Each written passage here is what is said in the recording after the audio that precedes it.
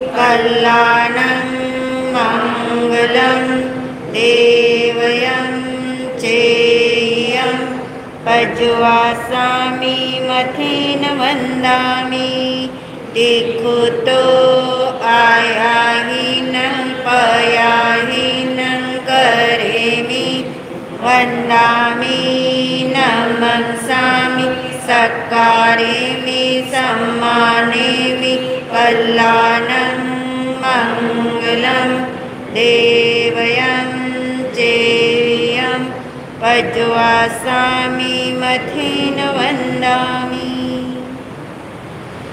नमो अरिहन्ताणं नमो सिद्धाणं नमो आयर्याणं नमो उवचायाणं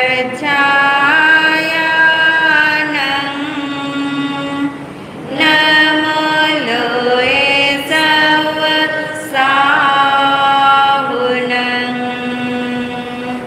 एषो पञ्चनमोक्कारो सर्वपावपनाशनो मङ्गलानं च सर्वेषां परमं हवै मङ्गलं मङ्गलानं च सर्वेषां परमं हवै मङ्गलम्।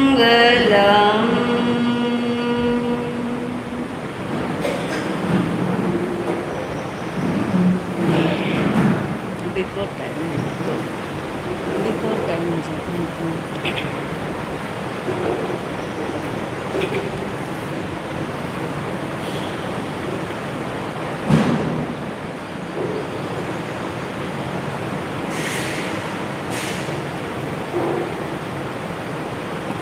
आत्म स्वरूप को ध्याने हेतु आंखें बंद करें।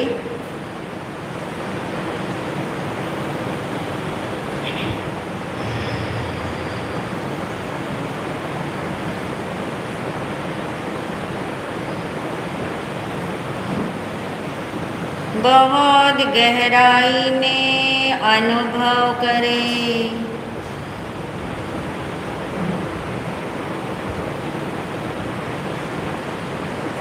अपने होने का एहसास पक्का करें।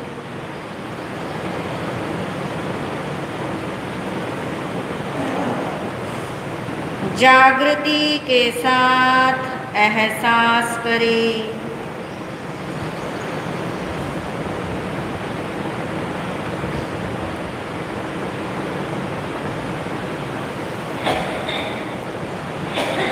मैं आत्मा हूँ।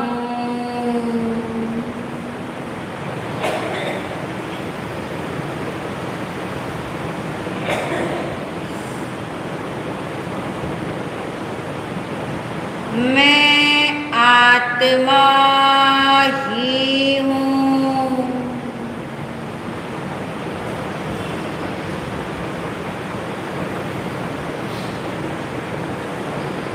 आत्मा के अलावा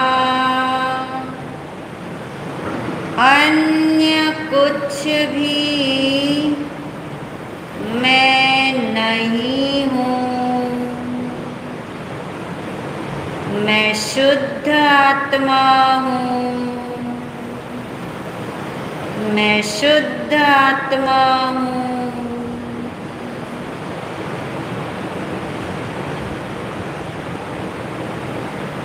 मैं आत्मा सदा ही अखंड स्वरूपी हूँ।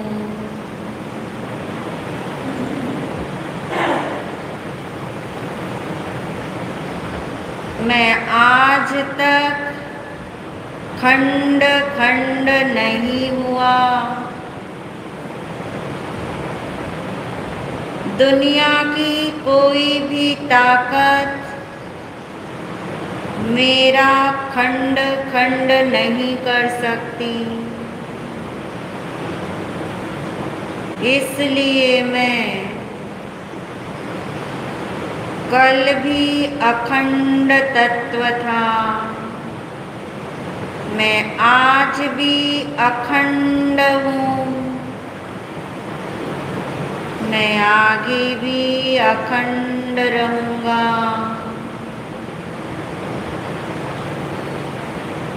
मेरे अनंत गुणों में से एक भी गुण आज तक खंडित नहीं हुआ, एक भी गुण मुझे छोड़कर नहीं गया।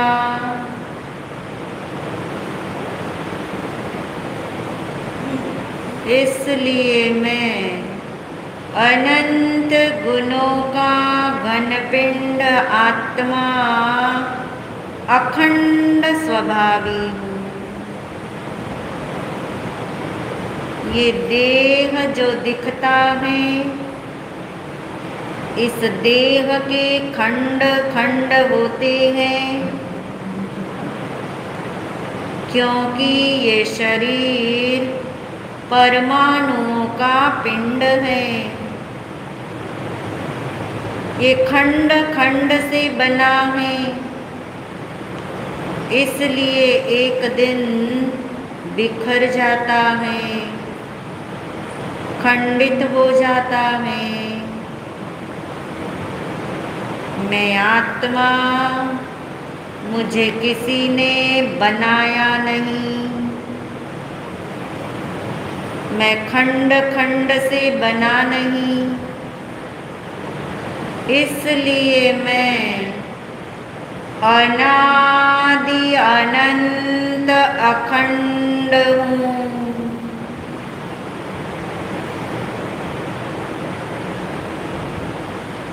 अनंत जन्म मरण हुए, भव भ्रमण हुआ, मगर मेरा एक भी प्रदेश मुझसे अलग नहीं हुआ।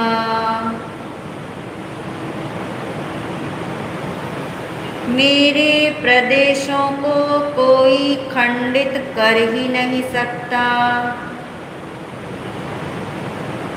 ऐसा मैं अखंड स्वरूपी हूँ।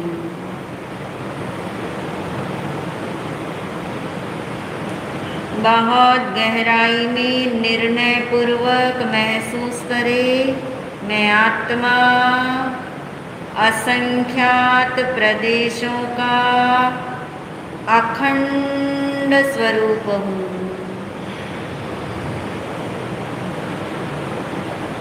मैं आत्मा अनंत गुणों का घन पिंड हूँ।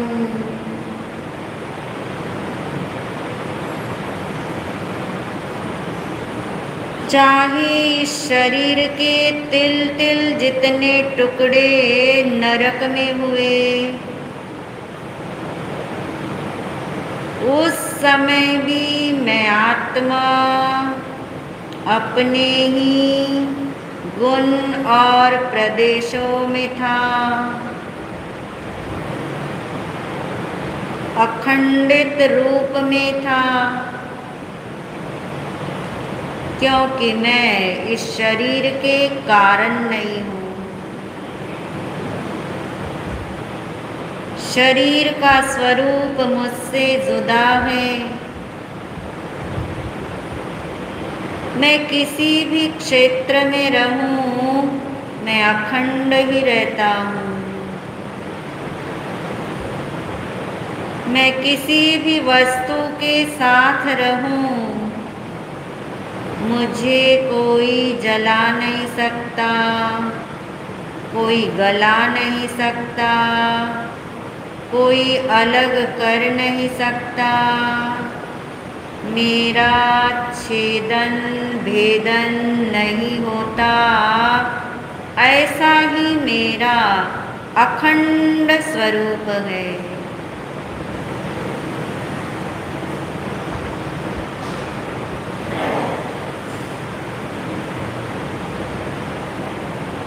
अपने अखंड स्वरूप की महिमा भासे,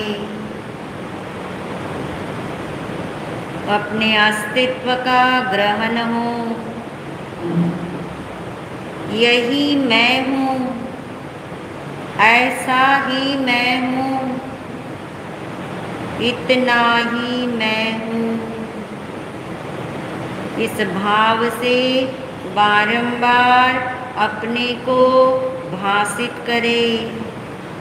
इस स्वरूप के अलावा अन्यत्र कहीं भी मैं नहीं हूँ,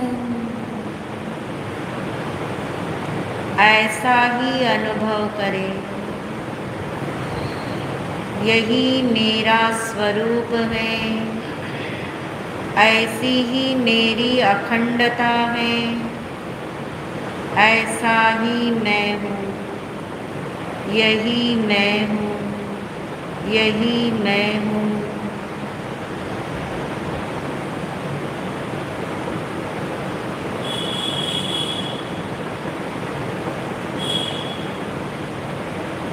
अनादि अखंड हूँ मैं, परमाणु का पिंड नहीं।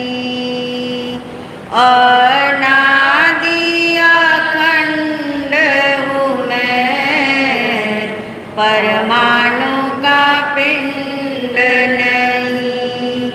अखंड स्वरूपी हूँ मैं, खंड खंड होता नहीं। अखंड स्वरूपी हूँ मैं, खंड खंड होता नहीं। खंड खंड होता नहीं, खंड खंड होता नहीं। मैं हूँ आत्मा शुद्ध, आत्मा शुद्ध, आत्मा को नमन। मैं हूँ आत्मा शुद्ध, आत्मा शुद्ध, आत्मा की शरण। गुरुवंदना, गुरुवंदना, गुरुवंदना बारंबार। गुरुवंदना, गुरुवंदना, गुरुवंदना बारंबार। प्रसन्नता के साथ आंखें खोले। परम श्रद्धेय परम उपकारी महाराज श्री के चरणों में अनंत वंदन नमन।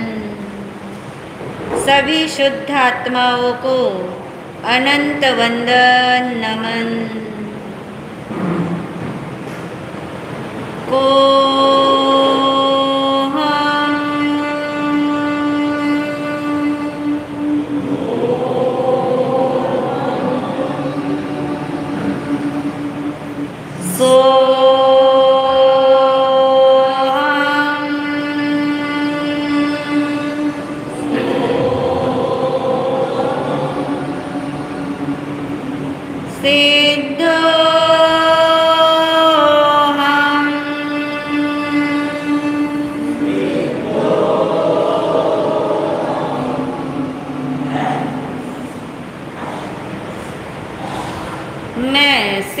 भगवान जैसा ही शुद्ध आत्मा हूँ।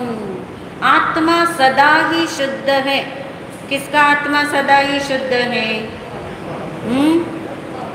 सबका आत्मा शुद्ध है कि अरिहंत और सिद्ध परमात्मा का आत्मा शुद्ध है? सबका आत्मा शुद्ध है। इतना आनंद नहीं आएगा जब तक क्या नहीं बोलोगे। मेरा आत्मा अभी भी दूरी है, मैं शुद्ध हूँ, यानी नजदीकी इसमें आएगी।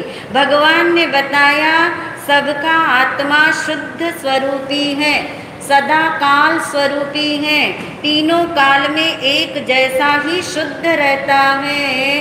मगर ये आत्मा हमें जैसा भगवान ने बताया वैसा की वैसा भाषित क्यों नहीं होता, वैसा कि वैसा महसूस क्यों नहीं होता, वैसा कि वैसा अनुभव में क्यों नहीं आता। क्यों नहीं आता होगा? कोई तो कारण होगा। है ये भरोसा पड़ रहा है, मगर ऐसा हमें लगना या महसूस होना, भाषित होना, अनुभव में आना, ऐसा क्यों नहीं हो रहा? क्योंकि बता सकते हो अब तो आप, क्योंकि दृष्टि विपरीत है। हमारी दृष्टि विपरीत है, हमारी दृष्टि अशुद्ध है। दृष्टि से क्या समझ आ रहा है? मान्यता। हमारे मान्यता में भूल है, हमारी मान्यता भ्रमित है, हमारी मान्यता विपरीत है, मिसबिलीफ कहीं ना कहीं चल रहा है। इसलिए भगवान कहते हैं आत्मा तो शुद्ध ही है, त्रिकाल शुद्ध है, मगर हमें वैसा अनुभव में नहीं आ रहा, क्योंकि दृष्टि में क्या है? अशुद्धि। दृष्टि यानी मान्यता, श्रद्धा, निष्ठा, अपनापन, यानी हमारा अपनापन कहीं विपरीत हो चुका है, हमारी श्रद्धा कहीं खंडित हो रही है। इसलिए आत्मा तो शुद्ध है और अशुद्धि कहाँ है? फिर मान्यता में है। मान्यता यानी क्या? दृष्टि। दृष्टि में अशुद्धि है, मान्यता में अशुद्धि है।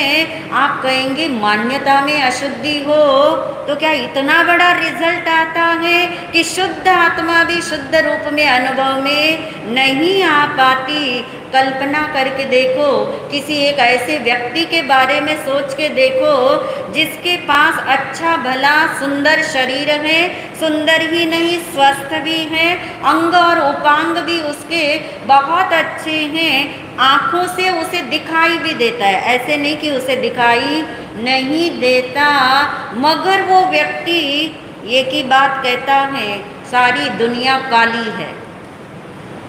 अब क्या हुआ?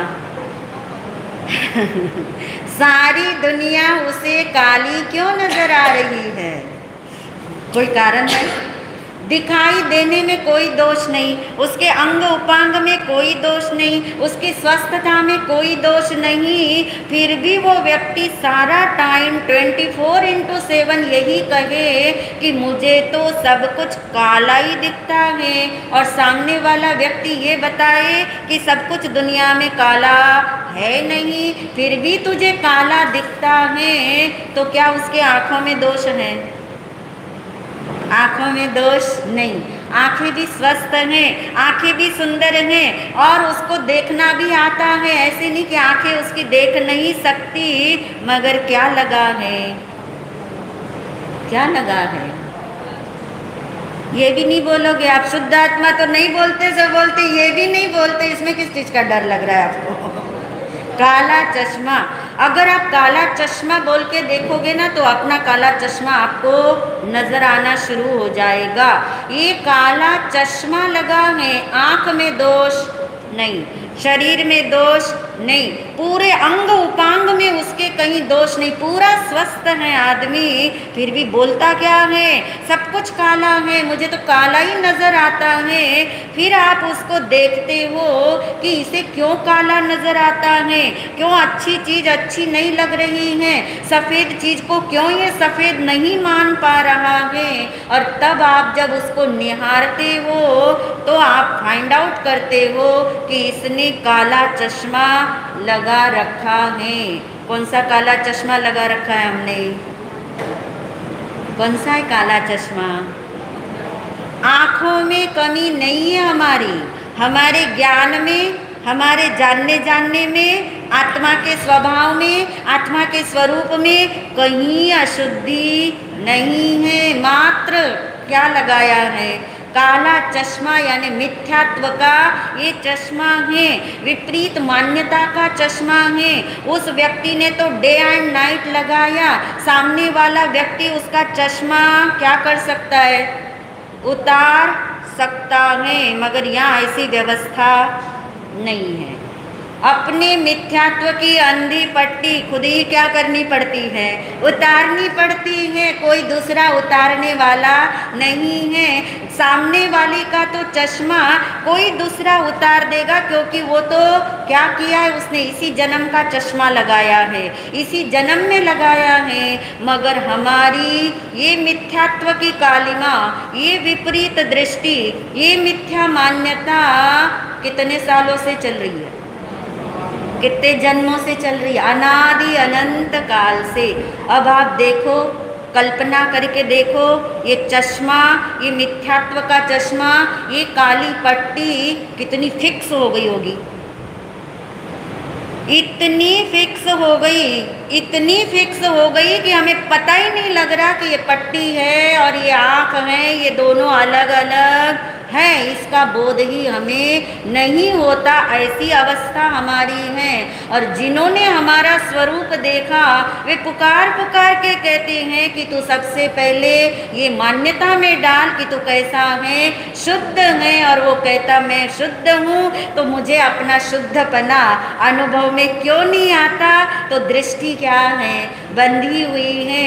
ये दृष्टि बंधी हुई होने से अब ये दृष्टि कैसे खुलेगी?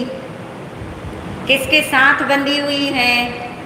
किसके साथ बंधी है दृष्टि? दूसरों के साथ नहीं बंधी है, अन्य के साथ नहीं बंधी है। दृष्टि बंधी है अपने ही कर्म चक्र के साथ, अपने ही द्रव्य कर्म, भाव कर्म, नो कर्म के साथ। अनादिकाल से दोनों का संयोग होने से इतना एकत्व, इतना अपनापन कि कोई कहे ये अलग अलग है तो मानने में आते नहीं हैं। अब ये आत्मदृष्टि कैसे खुलेगी? उसका चश्मा तो कोई सामने वाला भी उतार देगा, या उसको ये समझ में आ जाए कि मेरी आंखें अच्छी हैं मगर चश्मा लगा हुआ है, तो वो स्वयं भी चश्मा क्या करेगा? उतार देगा।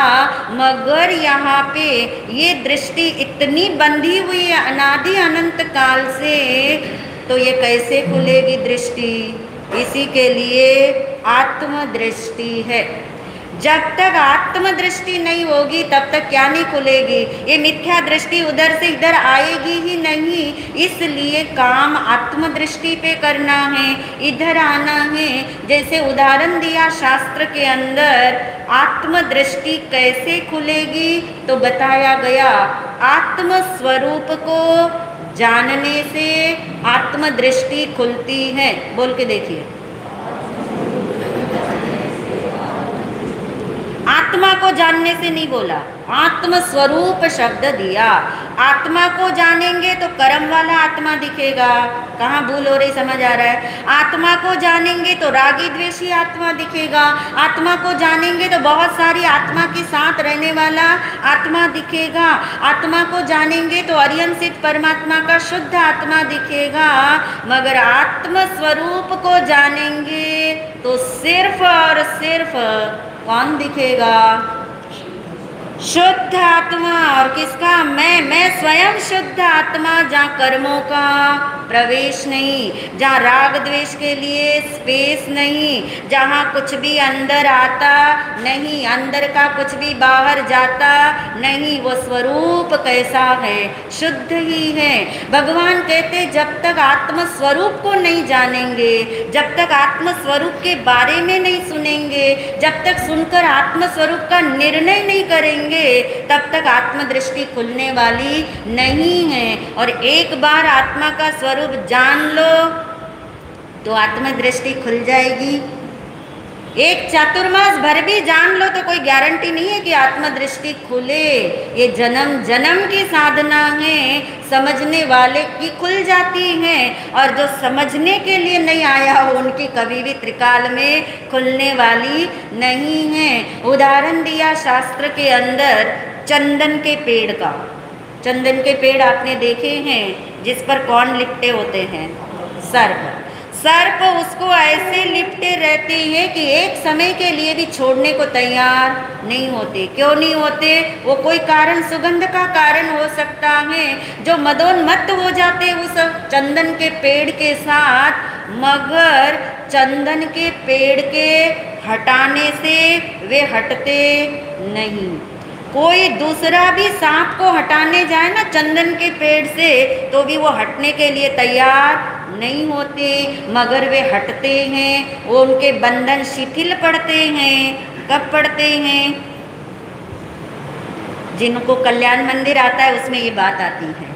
उसमें ये बात आचार्य सिद्धसेन दिवाकर ने लिखी है, बहुत सुंदरता से लिखी है कि ये चंदन के पेड़ पे लिपटे हुए सर्प यदि मोर की आवाज सुनते हैं, दूर से सुनते हैं, मोर उनको दिखाई दे नहीं रहा, मात्र आवाज सुनते हैं, सुनते हैं। किसकी आवाज सुनते हैं? मोर की आवाज सुनते हैं। और उनके बंधन क्या होते हैं? क्यों होते होंगे? क्यों होते हैं? क्योंकि उनको उस आवाज के सामने उनका टिकाव नहीं रहता। मोर और सर्प का रिश्ता आप जानते हैं, दोनों एक साथ रह नहीं सकते। सामने भी नहीं आया है, देखा भी नहीं है, अभी तो सिर्फ क्या सुनी है? आवाज। समझ आ रहा है क्या कहना चाह रहे? कौन सी आवाज सुनी है? जो तीर्थंकर परमात्मा की पुकार है, तू सिद्ध भगवान जैसा शुद्ध आत्मा है, सोहम सिद्धोहम है। ये आवाज रोज रोज सुनने से, ये भी एक कौन सी आवाज है जिससे ये सर्प, सर्प यानी क्या उपमा दोगे? कर्म दे दो, विकार दे दो। कर्म बोलेंगे तो तीनों चीजें आ गई, द्रव्य कर्म भी आ गया, भाव कर्म भी आ गया और नो कर्म भी आ गया। यानी कर्म रूपी सर्प जो आत्मा रूपी चंदन के पेड़ से लिपटे रहते हैं, वो अपने आप हटते नहीं, हटाने से भी हटते नहीं। ये डालना अपने अंदर में दोनों बातें, ये दृष्टांत के साथ सिद्धांत जमाना।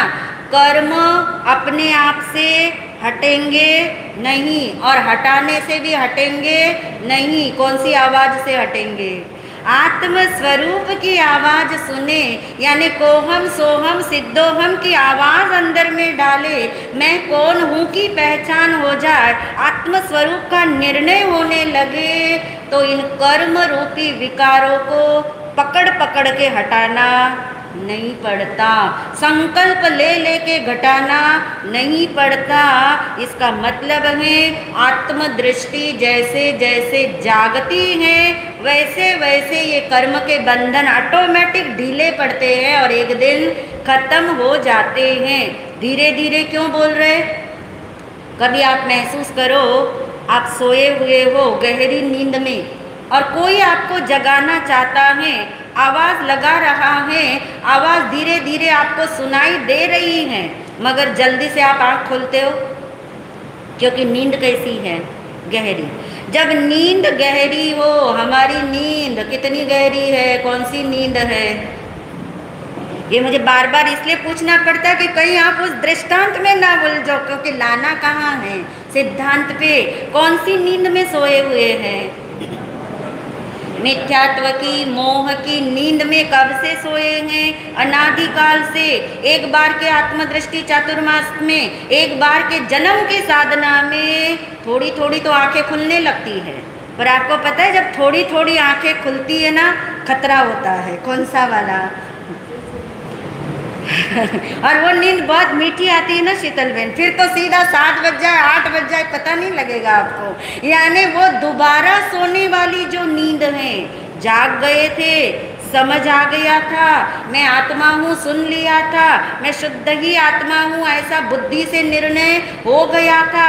थोड़ी थोड़ी आँख खुलनी शुरू हो गई थी, मगर कब झपकी आ जाएगी पता नहीं है। तो धीरे धीरे आंखें खुलने का मतलब धीरे धीरे बात समझ आती है।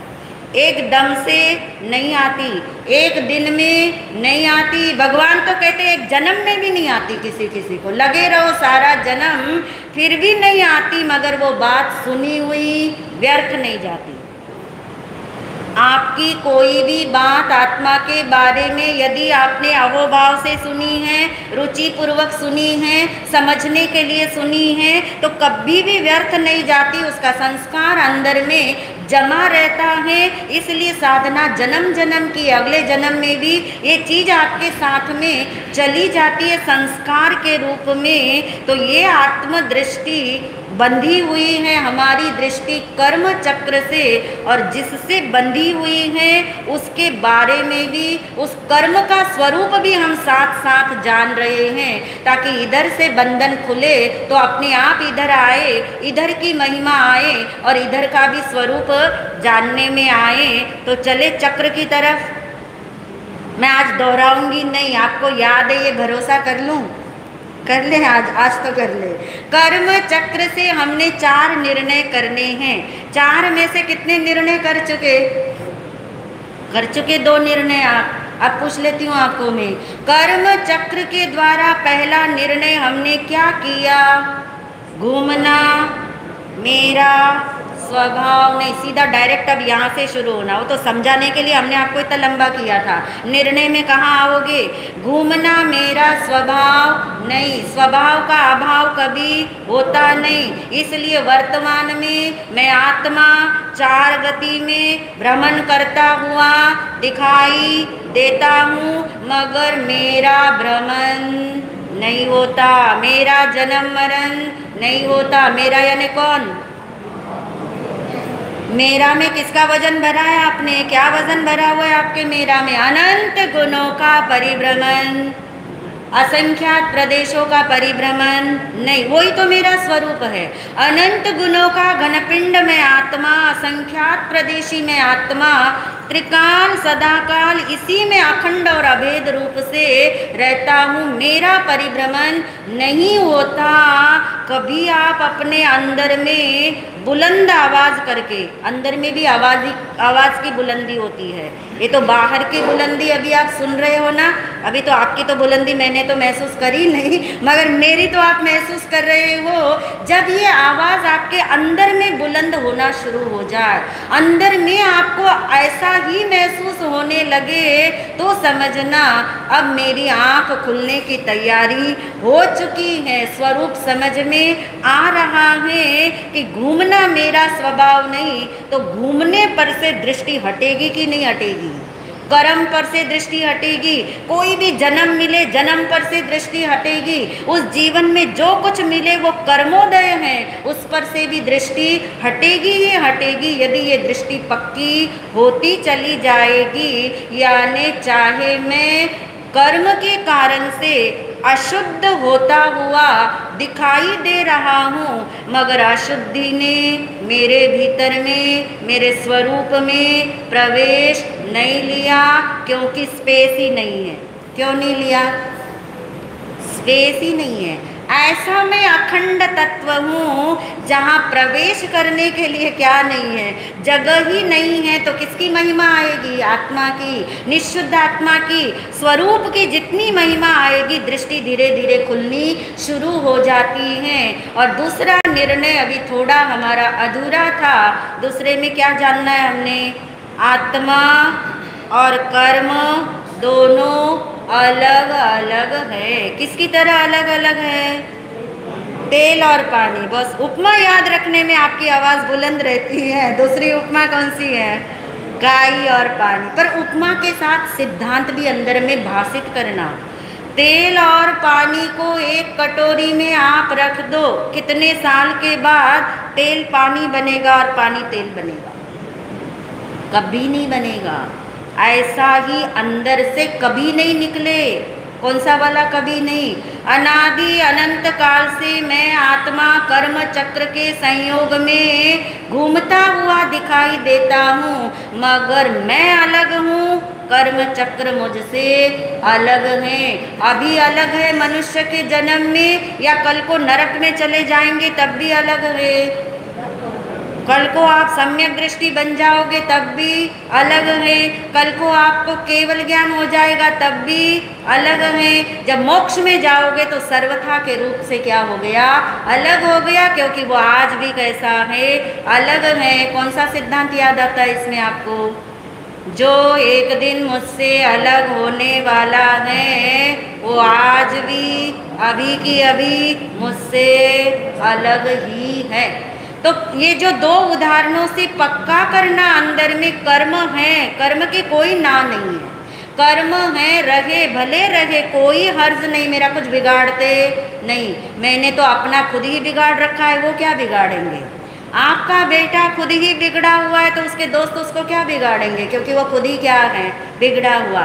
ऐसे ही यदि हमारी ही दृष्टि बिगड़ी हुई है, हमारी ही मान्यता बिगड़ी हुई है, हमारी ही मान्यता विपरीत है, तो वे कर्म मेरा क्या बिगाड़ लेंगे? वे कर्म मेरा कुछ भी नहीं बिगाड़ते। ऐसे कर्मों से, कर्मोदय से, कर्म बंध से, कर्म भोग से अलगाव महसूस हो। तीन चीजें बोली हमने, जल्दी बोल दी, कर्म बंध, कर्म भोग और कर्म उदय। कर्म बंध, कर्म उदय और कर्म का भोग। फिर भोग के बाद फिर से क्या शुरू होएगा, बंध। बंध के बाद फिर क्या आएगा, उदय। फिर जो उदय आते उसका हम क्या करते हैं, भोग। फिर भोग से क्या होता है, बंध। फिर बंध से क्या चलता है, एक चक्र है। यानी कर्म बंद हो रहा हो, कर्म का उदय हो रहा हो, चाहे कर्म का भोग हो रहा हो, और ये चक्र अनादिकाल से चल रहा है, मगर ये चक्र मेरा कुछ नहीं बिगाड़ सकता।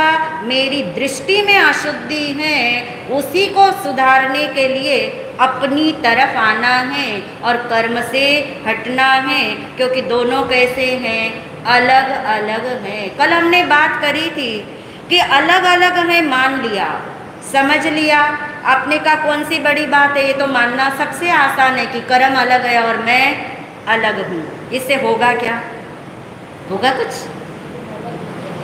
कर्म अलग है, मैं अलग हूँ, इतना निर्णय कर लेने से होना क्या है, दो बड़े बड़े लाभ होने हैं इससे। अब लाभ की भाषा में बताऊं तो आपको ज़्यादा समझ आएगा।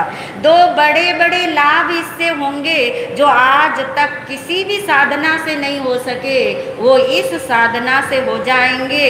कौन सी साधना करनी है, आत्मा अलग, यानी मैं अलग और कर्म अलग। चाहे मैं अनादिकाल से कर्म के कहाँ हूँ, संयोग में, संयोग में रहते हुए भी अपने आप को क्या देखना है, अलग। अपने आप को क्या मानना है, अलग। तो अलग अलग देखने से, अलग अलग मानने से लाभ क्या होना है?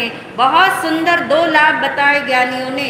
पहला लाभ बताया, जिससे अलग अलग होना है, जिसको आपने अलग करना है, जिससे आपने अलग होना है, उसको सबसे पहले अलग देखना क्या करो, शुरू करो। समझ आ रही है बात? किससे अलग होना है? होना है ना कर्मों से अलग। कर्मों से अलग होना है, तो जिससे अलग होना, यानी जिन कर्मों से अलग होना है, तो पहले नंबर पे उन कर्मों से मैं अलग हूँ ये मानना पड़ेगा। जब तक ये नहीं मानेंगे तब तक कर्म अलग होने वाले नहीं हैं। यानी पहले उनको न्यारा देखो और फिर वे न्यारा हो जाएंगे। आपको एक घर में रहते हुए किन्हीं से अलग होना है, ये तो आपका रोज का एक्सपीरियंस है, इसलिए वो उदाहरण ले रही हूँ। जिन घर में रहने वाले व्यक्तियों से आपको लगता है कि इनसे मुझे क्या रहना है, इनसे मुझे क्या होना है, अलग होना है। अब आप उनको जाके कहो तुम अलग हो जाओ, तुम मेरे घर से निकल जाओ, तुम कब निकलोगे? तो होगा काम आपका? नहीं। जिन व्यक्तियों से आपको अलग होना है, पहले आप उनसे अपने आप को क्या करो, अलग करो। अपना लगाव अलग करो, अलगाव देखो। अपने आप उनकी उपेक्षा करोगे, उनसे बात नहीं करते हो, उनका अनादर करते हो, तो उनको भी लगता है कि इनके साथ रह के क्या करना, मज़ा तो आता ही नहीं रहने का। रोज रोज का तो क्या होता है, यहाँ पे क्लेश होता है, झगड़े होते हैं। इससे अच्छा है कि क्या हो जाओ, अलग हो जाओ। कौन सोचेगा? अब आप नहीं सोच रहे, अब कौन सोच रहा है? सामने वाला। अलग होना है तो अलग देखो, अलग होना है तो अलग मानो, अलग होना है तो अलग महसूस करो, अनुभव करो। जिन कर्मों से आपने अलग होकर के मोक्ष में जाना है, उन कर्मों को धक्का दे दे करके कर्म अलग होने वाले, उन कर्मों से प्रार्थना कर करके कर्म अलग होने वाले नहीं, उन कर्मों को तपा तपा करके कर्म अलग होने वाले नहीं हैं। कितना सुंदर, कितना सरल, कितना स्पष्ट उपाय भगवान ने बताया। सचमुच इससे सरल दुनिया में कुछ भी नहीं हो सकता। क्या है सरल? जिससे अलग होना है उसको अलग मानो। अगर उसके साथ लगाव रखते रहेंगे, चिपकाव रखते रहेंगे, मेरा मेरा कहते रहेंगे, फिर कौन अलग होगा आपसे? होगा नहीं। इसलिए भगवान ने कहा कर्म और आत्मा दोनों अलग अलग हैं, न्यारे न्यारे हैं, एक दिन अलग होने वाले हैं, तेरे धक्का लगाने से अलग होने वाले नहीं हैं। रहस्य क्या बताया? जिससे तुझे अलग होना है उसको अलग देखना शुरू कर दे। ये शरीर एक दिन आपसे जुदा होने वाला है, तो आपकी समझदारी क्या कहती है? अब तो बोल दीजिए बस। ये शरीर के रहते हुए भी मैं शरीर से कैसा हूँ? जो अपने को शरीर से पृथक मानेगा वो एक दिन शरीर से रहित हो जाएगा। जो अपने को एक दिन कर्म से पृथक यानी अलग मानेगा वो एक दिन कर्म से भी क्या होगा? अलग हो जाएगा। तो आपको अलग अलग मानने का रहस्य समझ आ रहा है, लाभ समझ आ रहा है। ये पहला लाभ है। दूसरा लाभ और भी गहरा है जिसे हम आगे सुनेंगे इन्हीं भावों के साथ। ओम शांति।